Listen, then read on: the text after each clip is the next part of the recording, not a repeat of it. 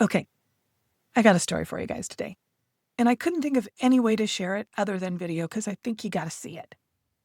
So, one of the most common interventions that I talk to families about is being playful in the moment.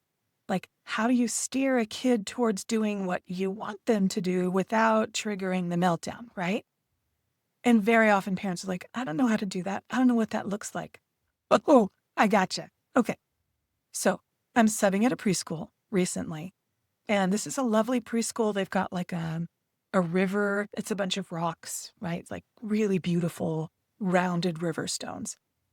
And two of the kids have decided they're going to pick up all the stones out of the river and they're going to move them. And as it was happening, I said, hey guys, you're going to have to put them back when you're done. Do you agree to that? And they said, yes. And I said, great. Now, they were 3. I realized that I should not expect a contractual obligation. Fully aware of that. So I sat back and I watched. Fast forward, one of the kids had to go home a little bit early, and the other kid was left. And they had to put all the rocks back. So I looked at him and I was like, you got to put them back. And he went, and I saw it. I saw it coming, y'all. I saw it.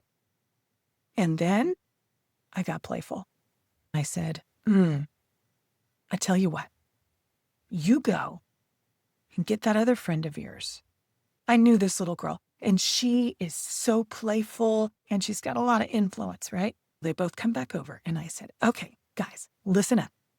For every 2 rocks that you bring and put back in the river, I will eat a frog. And this little girl looked at me, and she went, like, for real? And I said, no, it's just pretend, but it's going to be funny. And so they both looked at me, and then they ran over and they picked up a couple of rocks and they put them back and they ran back and they looked at me expectantly. And then I delivered and I went, okay, I guess I got to eat a frog. And they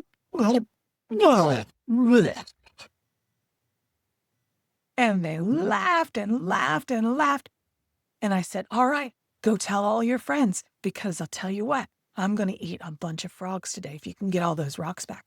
Oh, before I knew it, there were like 7, 8, 9 kids all picking up rocks and putting them back where they belonged and then running up to me. And I would go, and they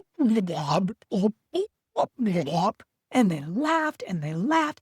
And the next thing I knew, they wanted to eat frogs. So I was like, okay, here you go. So I started passing out frogs.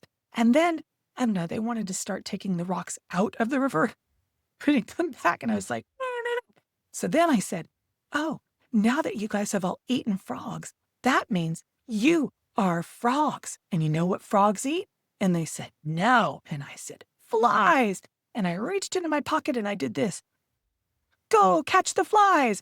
And then I had like 10 or 12 kids running around going, blah, blah, blah.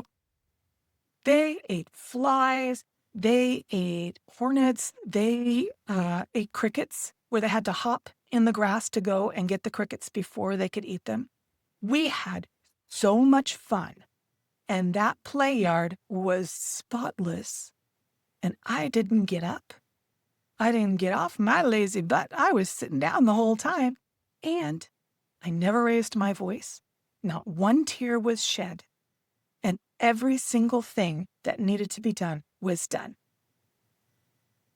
That is an example of a playful intervention. So, go back out into the world, look at your kids, and the next time you really want them to do something, maybe you got to eat a couple frogs.